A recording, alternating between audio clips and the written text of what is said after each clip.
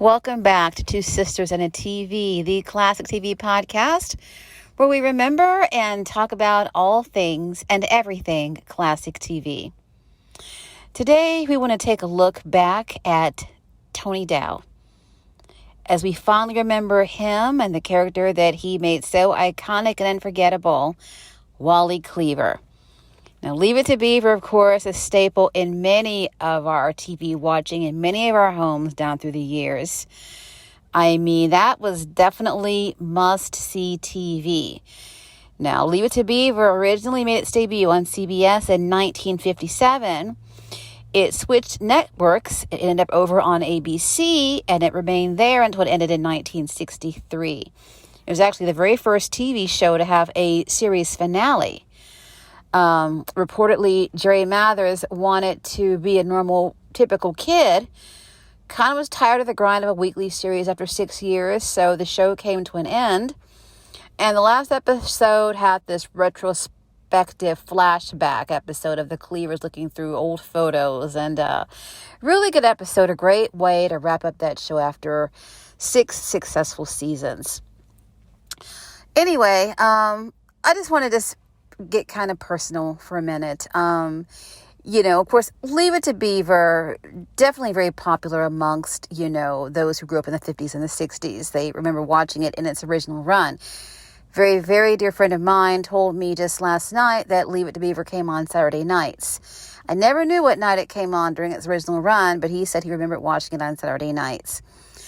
But I will say that for those of us who came after the boomer generation, the Gen Xers and some of the millennials as well, I must say that Leave It To Beaver, very special to us too, because it was a show that we watched every day, usually after school in reruns, and we became very familiar with the characters, and we became very close to that show. So it's affecting us as well, fellow Gen Xers like myself. Can't speak for the Gen Z people, but I do know that there are some millennials who are familiar with Leave It To Beaver and who've enjoyed it as well over the years. But honestly, whenever someone passes from a TV show from, that was on in the 50s or the 60s, it that trickles down to other generations. Like when we lost Dawn Wells, who portrayed Marianne on Gilligan's Island. That hit the Gen Xers and millennials, some of those as well, hit us pretty hard because we too grew up with those shows. I mean, no, we missed their original airings, of course, but again, they were the shows that we watched after school and during the summer, during Christmas break, and so we grew up with those shows too. Now, I remember when Leave It To Beaver had its reunion movie in 1983. We were so excited that there was going to be a reunion movie. We could not wait to see it. I remember that very, very vividly. When it was announced, probably about a month out that it was going to be airing, that's about 2 weeks to a month out that the movie was going to be airing on CBS, we could not wait. We really made sure that we prepared for that, had everything out of the way, dinner and, everything else. We could sit down and watch it very closely. And it was a lot of fun to see everybody back together for that reunion movie. Of course, at that point, Hugh Beaumont, who portrayed Ward Cleaver, had passed away the year earlier.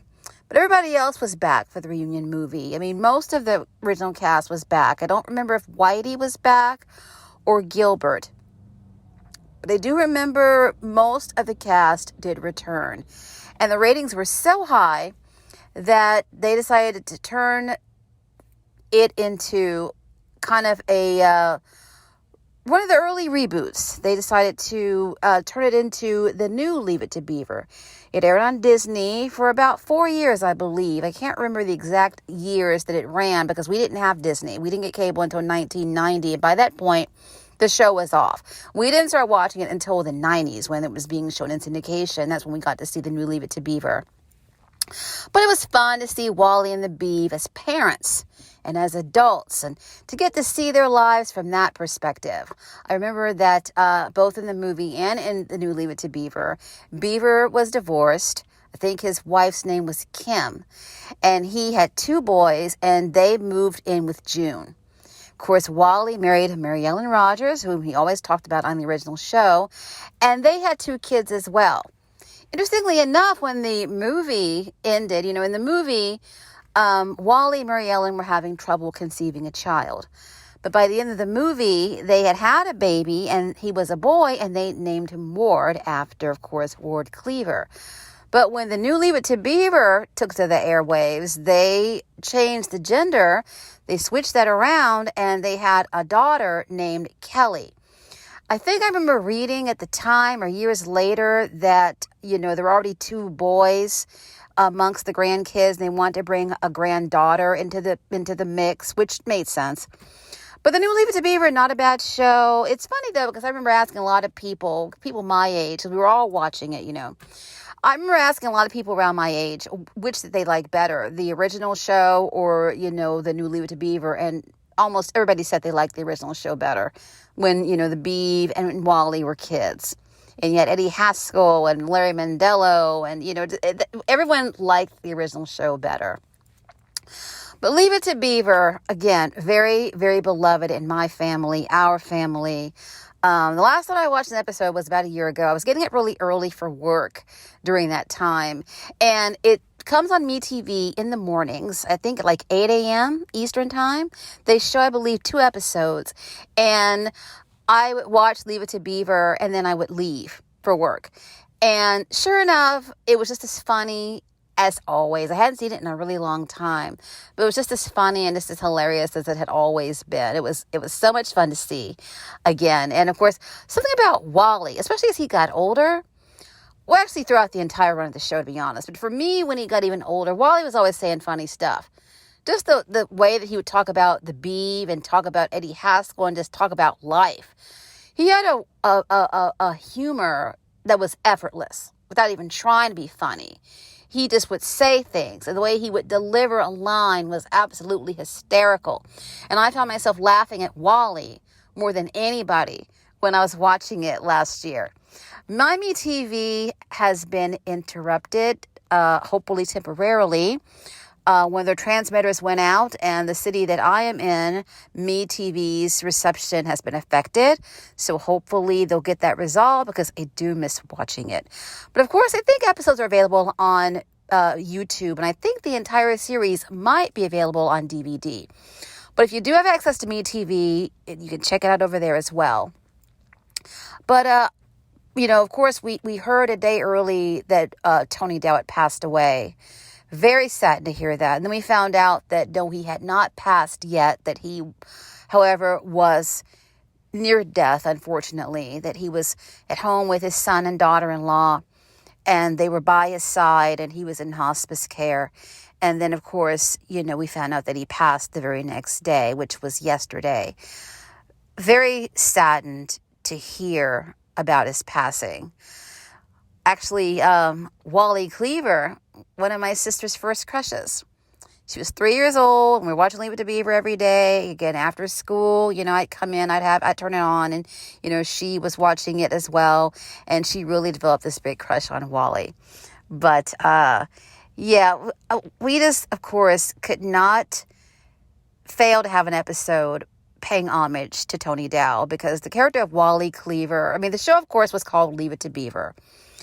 But Wally brought so much to that show. The relationship, the rapport of Wally and Beaver really was a huge factor in why that show is still so beloved and why it's always been so popular. I don't think that show would have been nearly as terrific as it was without Wally. I think that Wally was a key factor to that show's success. Had it just been Beaver and had he been an only child, had it been Beaver and just his friends, I don't think the show would have been nearly as successful. But Wally had a lot to do with it, because Wally was sensible and he was funny.